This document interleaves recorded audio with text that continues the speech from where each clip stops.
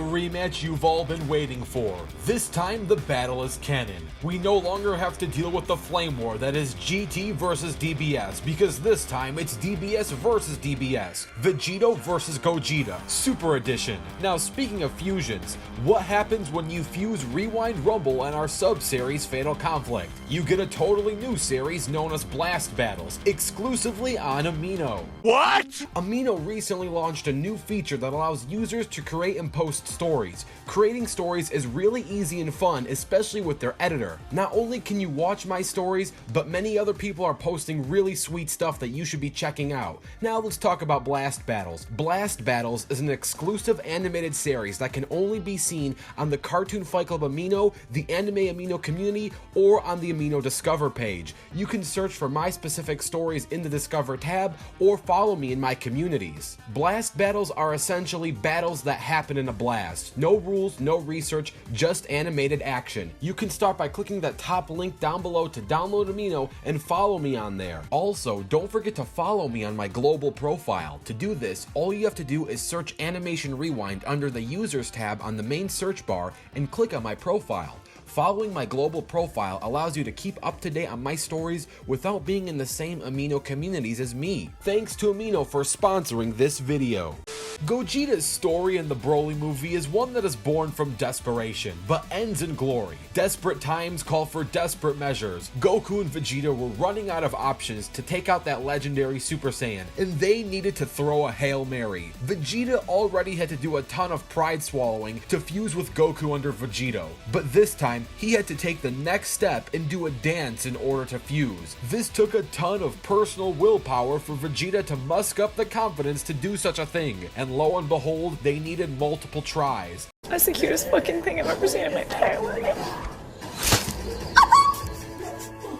Though personally, I would have loved to see Fat Gogeta face Broly, but of course Gogeta needed to win this battle and not give Broly something to laugh at. And thus, one of the greatest battles and one of the greatest battle themes was about to take place. Gogeta versus Broly. A Broly with an actual personality and wasn't just a plot device. Gogeta in his base form was able to dodge attacks from Super Saiyan C-type Broly and overpower him in his own Super Saiyan state. The power of Gogeta's punches were so immensely powerful, these Saiyans were able to break through space and time, sending them to a different dimension. Now before any of you low-balling Dragon Ball skeptics come out of the woodworks and tell me that this was just some fancy animation effects, Gogeta made it very clear that they were no longer in the same place they were before these punches. This soon forced Broly to transform into the legendary Super Saiyan. Gogeta was still able to counter him by using Super Saiyan Blue, pummeling him until Gogeta nearly killed Broly with a Limit Ultra Kamehameha. Gogeta's power was enough to earn praise from Whis, deeming his attacks truly magnificent. It should be noted that once Gogeta turned blue, Broly became 100% incapable of landing a single solid attack on Gogeta, only landing in clashes that often favored Gogeta. Of course, all cool fusions have their limitations. The Gogeta form can only last for 30 minutes, and offers a slightly different personality than Vegito. Gogeta rarely ever speaks during battle, save for brief taunts. Similar to Vegeta,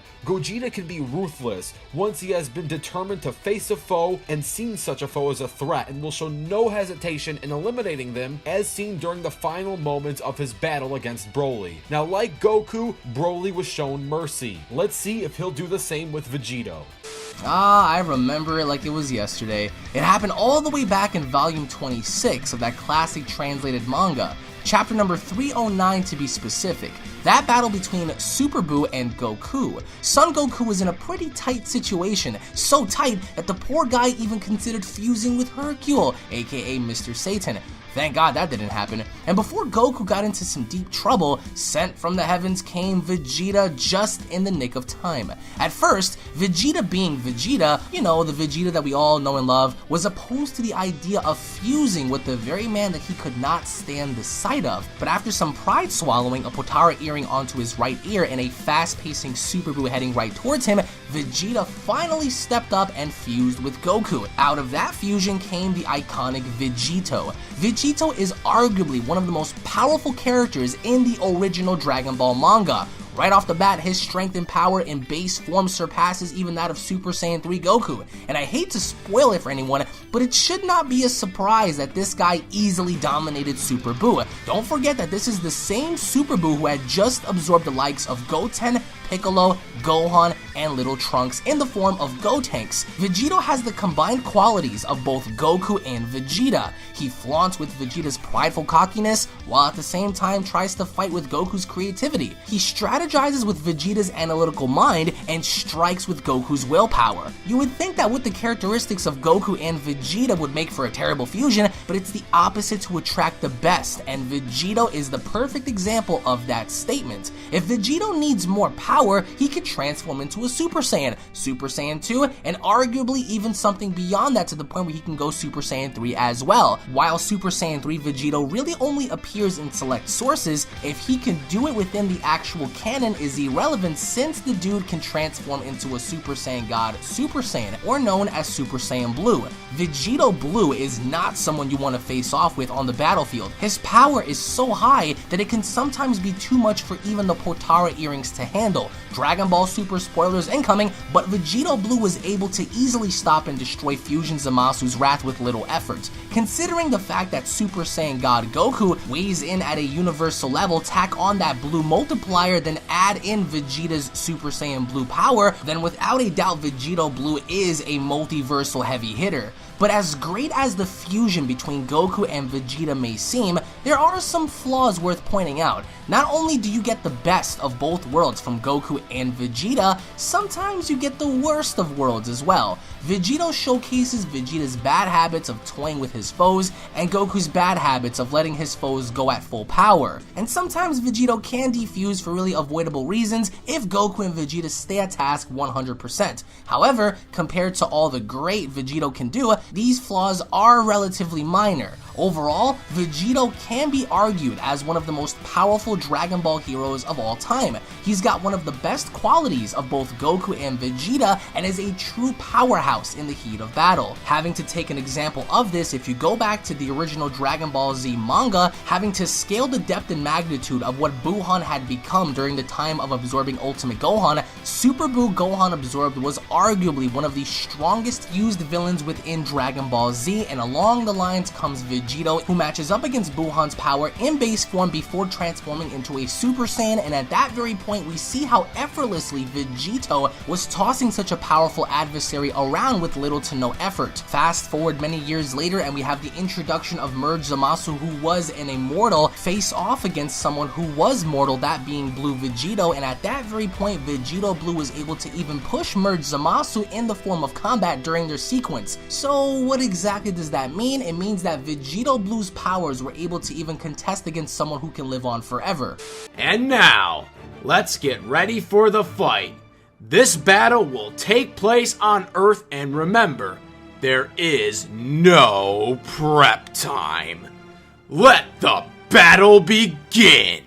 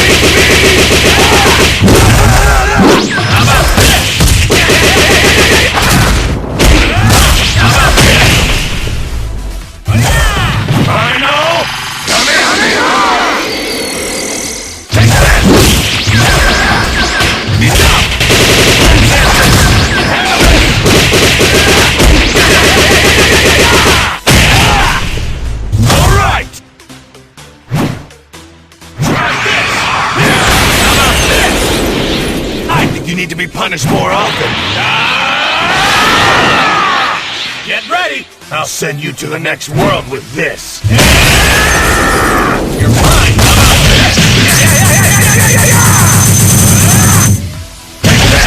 Let's end this! Enough! Come on! Don't beat me!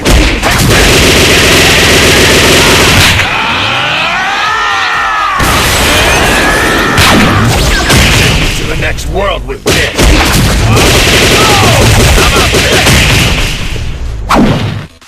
Get ready! Let's end this! Take that!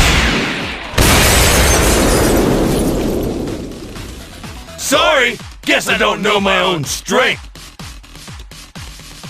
I'd like to thank Team Animation Rewind's Gabriel M for that animation and UnrealEntGaming for providing the analysis for Vegito. I'd also like to thank Sam Stone for the research/notes. Thanks and enjoy the post-analysis.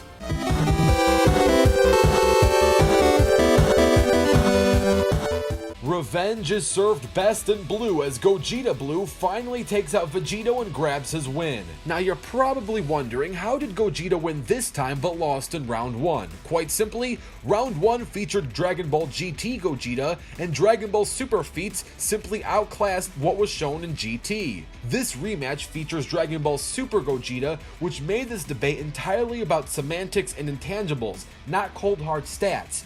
These are the same characters, so we can't just pull the power level card like we could have in the first round. So with all this in mind, let's discuss said semantics and intangibles. It's important to know that both fusions are restricted by time. As previously mentioned, Vegito has a 1 hour restriction and Gogeta only 30 minutes. At first glance, this appears to give Vegito the advantage, but the Potara fusion is also limited by energy consumption. While Vegito had ample time to destroy Zamasu, a massive attack that he unleashed on the Renegade God cut his fusion unexpectedly short. GT had similarly established that energy consumption could shorten their fusion, with Goku unable to sustain his Super Saiyan 4 form to continue his fusion with Vegeta. However, given that GT's series is non-canonical, it's unclear if this is official or translates to Dragon Ball Super. In terms of sheer power, while Vegito is able to go mano-a-mano with a god, Gogeta's battle with Broly is so exponentially powerful that the battle sends shockwaves that shatters through various dimensions, an incomparable feat to this date in the Dragon Ball Super franchise for our favorite Saiyans. The animated film Dragon Ball Z Wrath of the Dragon had implied that a single devastating blow could be enough to split a fusion prematurely, but as it was largely played for the comic effect in the film, it is unknown if this again carries to Gogeta. Similarly, the manga had introduced that if the Potara earrings are destroyed, that particular fusion also ends prematurely, as seen with Kefla's defeat during the Tournament of Power in Dragon Ball Super. But this hasn't been seen in the anime. Seemingly unrestricted by power usage despite having half the duration with strength enough to burst through dimensions, Gogeta appears to be the more powerful of the two fusions, while Vegito can theoretically exist twice as long as his counterpart. He simply can't use his vast abilities unchecked without fear of the fusion coming to an abrupt end. And in a franchise defined entirely by increasing power levels, Gogeta's unlimited potential is what ultimately gives him the edge. Yes, Vegito can be fused for longer, but quality over quantity is what gives Gogeta the win, making the winner of this Rumble, Gogeta.